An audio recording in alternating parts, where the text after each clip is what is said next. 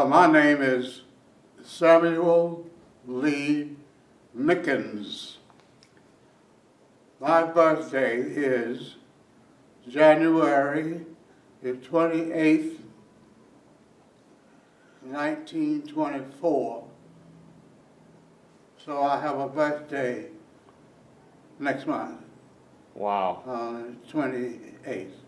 And you're going to be 92 years old? I'll be 92 years old next January 28th.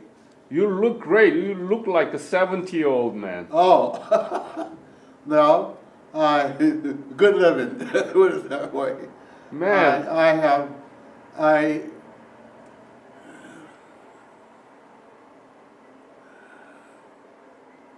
I don't see any wrinkles in your face. Well, I have not been a worrier through the years. I keep myself busy doing something. In fact, even right now, I have a small crossword puzzle that I work on when I'm just sitting alone to keep my mind active. So where were you born? I was born in Millers Ferry, Alabama. Millers, M-I-L-L. Miller apostrophe S Ferry.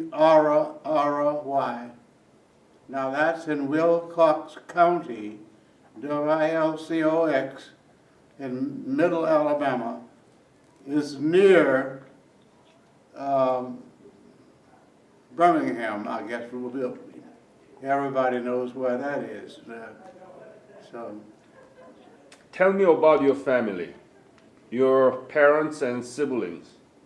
Well, unfortunately, all my relatives have passed away. That's why I'm here. At the time that you were born. Beg pardon? At the time that you were born, about your family and your siblings. Not now. At the time that you were born. Okay, my parents, Fred and Mary Nickens, had an older brother. His name was Fred Jr.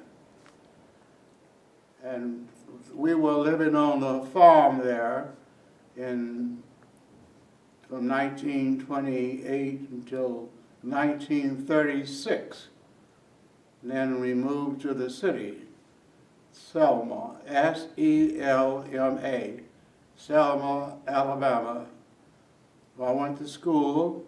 While in college there, I was drafted into the military. But when did you graduate high school? Well, I'll have to backtrack here now. I was 19 years old in 1943, so backwards. I never looked at it by age. So 1943. 43. I remember my 19th birthday because I was coming in the military. And you graduated high school. What's high school? The high school was called Selma University. This is the high school department from that. I might add that I was the valedictorian of the class. Wow. Let me edge this in also. I was top man in all of my classes. Including all white people? Yes.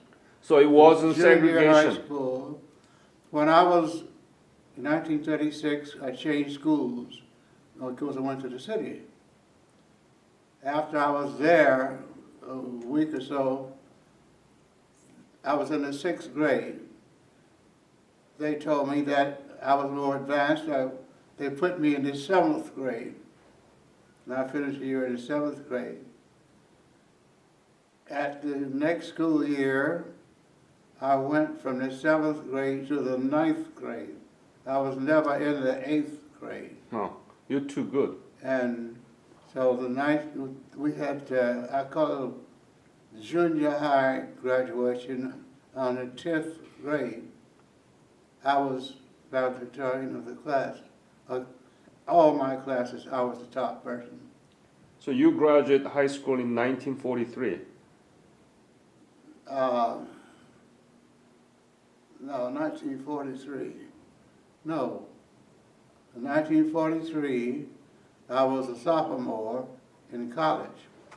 When did you graduate? So you graduated high school 1941. I'm a little mixed up. I can't count backwards.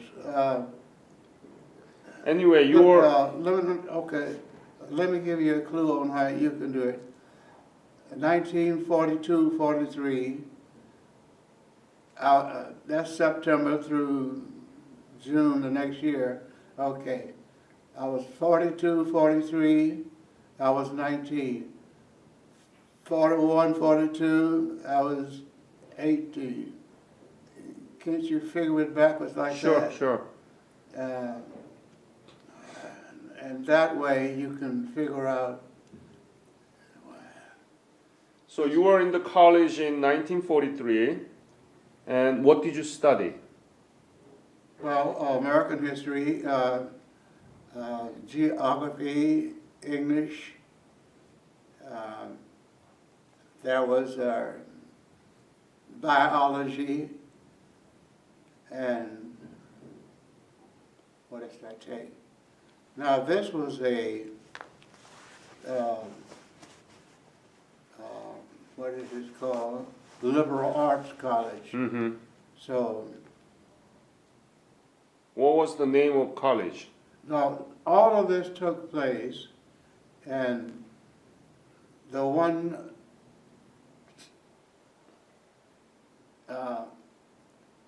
when I say Selma University, they had a high school there also. I went to the high school, and right in the same area is the college. I Does see. that explain it? Yes. Okay. It didn't have a separate name. It was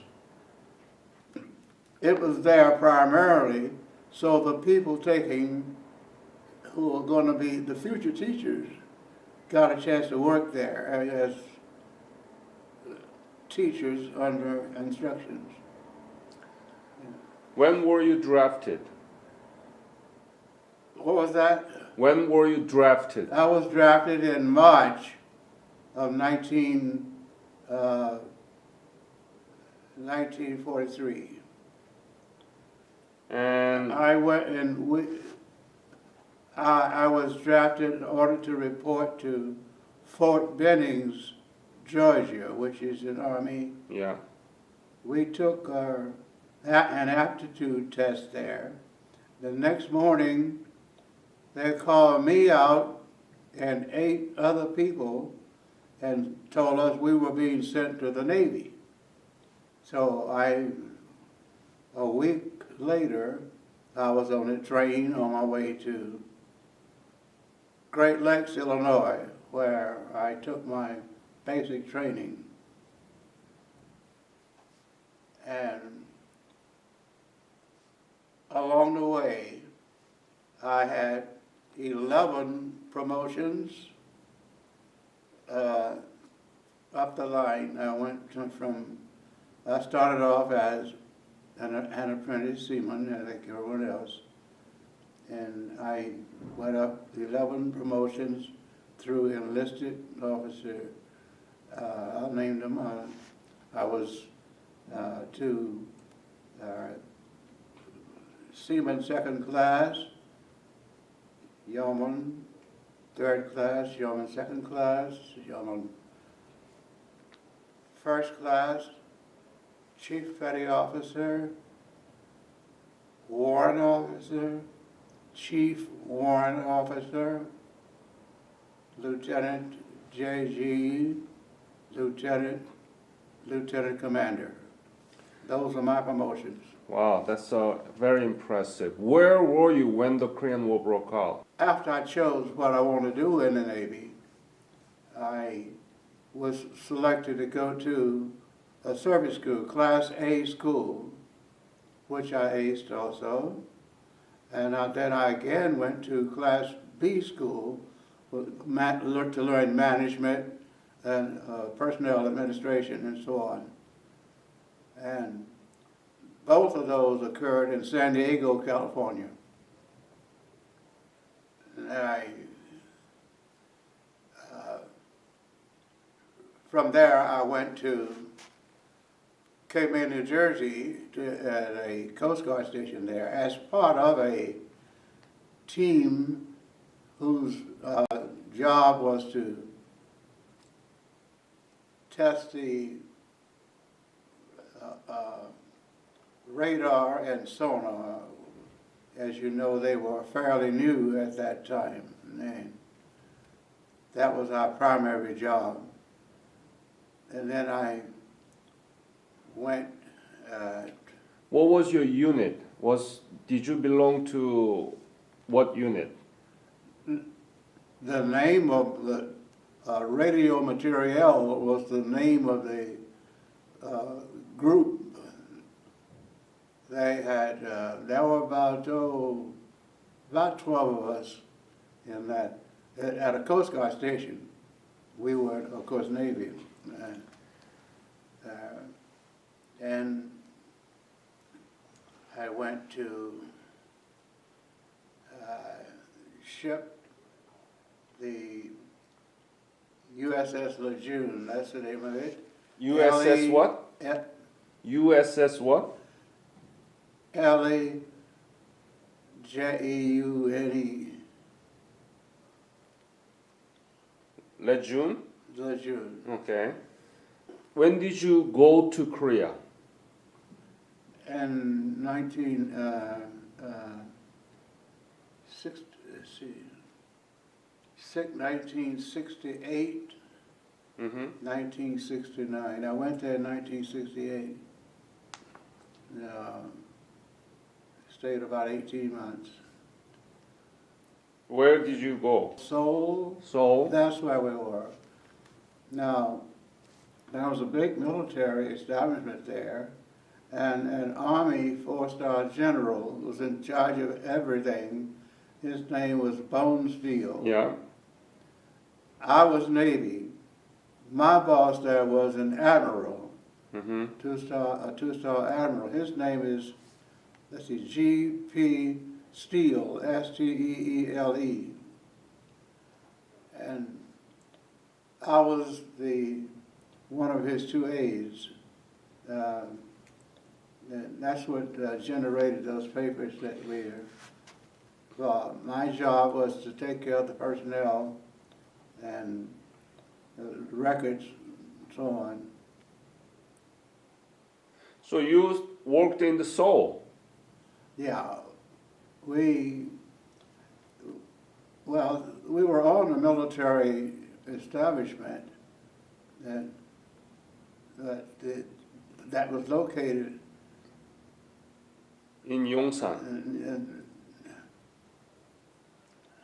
It was in the 8th Army, right? Base. I suppose that's what it was. Yeah. Yeah. How was Seoul at the time? Well, it was a very sociable place. We went out there on recreation and so on. We had a curfew. We had to be out off the streets at whatever time it was. I think it was 9 or 10 o'clock or something like that. Did you like Seoul, Korea? I didn't really form an opinion on any of my military. I looked at it as an obligation, and I didn't. So it was just like any other city, you know. I wouldn't single it out as being good or bad. Did you enjoy? No. You didn't. Why not? Case communication problem, one of them. So it was not easy to meet and just talk to other people. You mean Korean people? I loved to talk back then. I didn't find that. And so it forced me to just stick with the 2 or 3 people that I went out there with. Mm. So I didn't, now, I got invited to 2 or 3 times dinner at the home of the Korean liaison people who were working within the Navy. They befriended me, took me out and so on. Sure. I really enjoyed that. Yeah.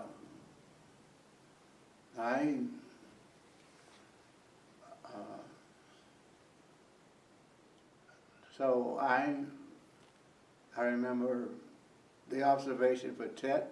No,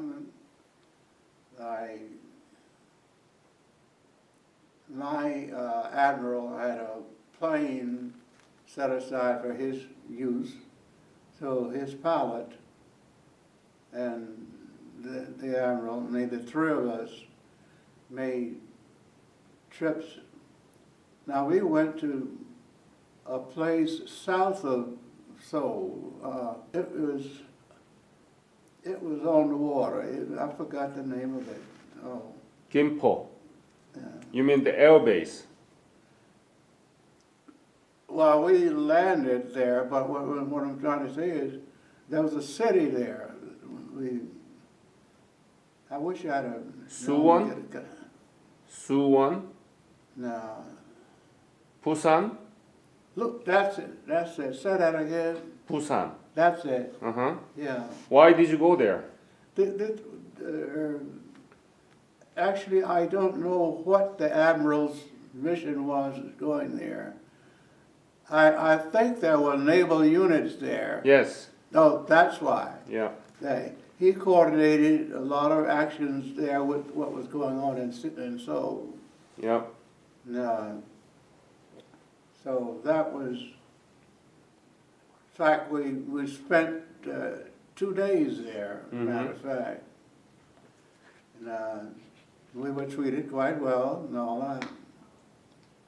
No,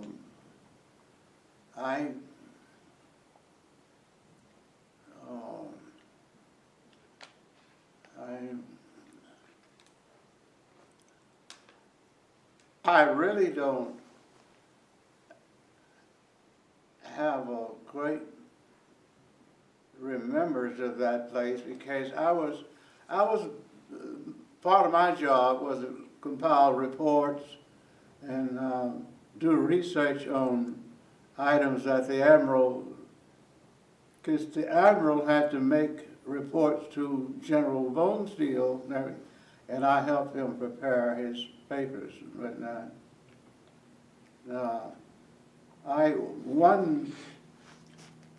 One unusual thing that I think I ought to mention, one of those papers is talking about the return of the ship that was captured by North Korea.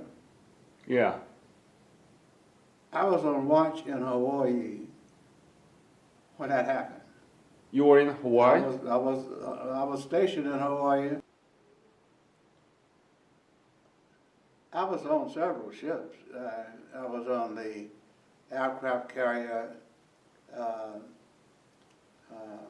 Essex, ESSEX, and on the smallest USS Kearsarge, Kearsarge.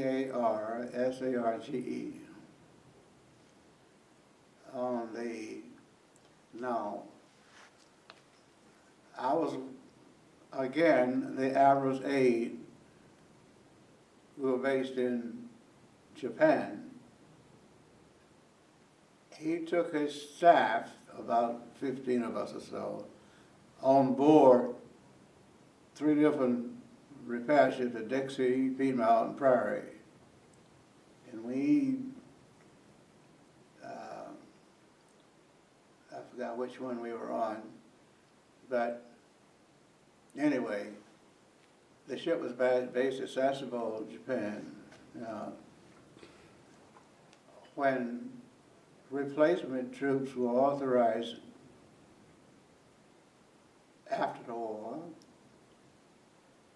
I was on 2 transports, military transports, transferring replacement troops to Shanghai, Tokyo, Sasebo, Philippines. And to me, it was very educational to observe the customs and so on. And these are things you don't read about in a textbook. And I saw firsthand what other people were doing. That's what impressed me. Mm-hmm. And I don't have any negative things to bring out because I never experienced any of them there. Mm-hmm. And I'm not surprised the economy has grown in certain cases. The people seem very industrious and so on. And I'm glad I went, put it that way, because I don't think I could ever attain the appreciation and knowledge and so forth that I did by being there in person. Had I only read that, I might have just skipped right through it. And I think I would have missed. So it enlightened my life, and it gave me a few things to brag about. So I'm glad I went. Now, it's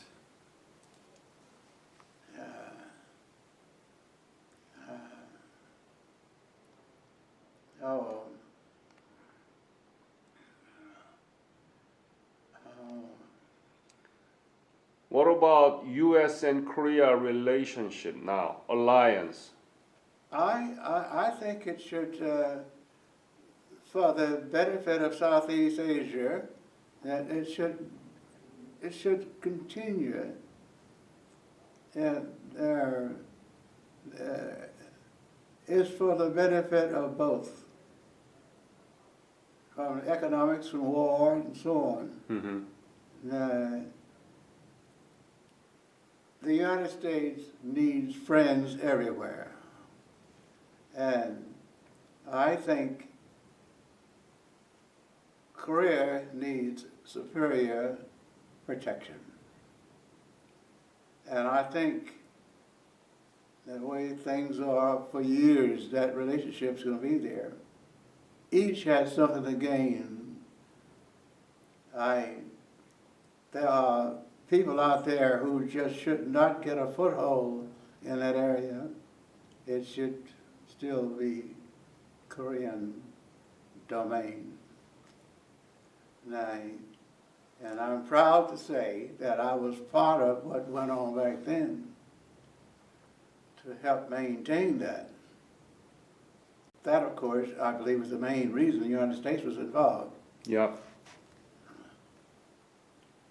Sam, I want to thank you for your service in Korea from 1968 to 69. Yeah. You were closely working with the commander of U.S. Navy there, Yeah. Steele, Yeah. Two-Star General Steele. And because of your service, the Korea now is very prospering and very strong in democracy. And we are maintaining the best relationship between these two countries. So I want to thank you for your service to make everything happening right now. Yes. Well, I'm so glad again, let me reiterate, that I was a part of that.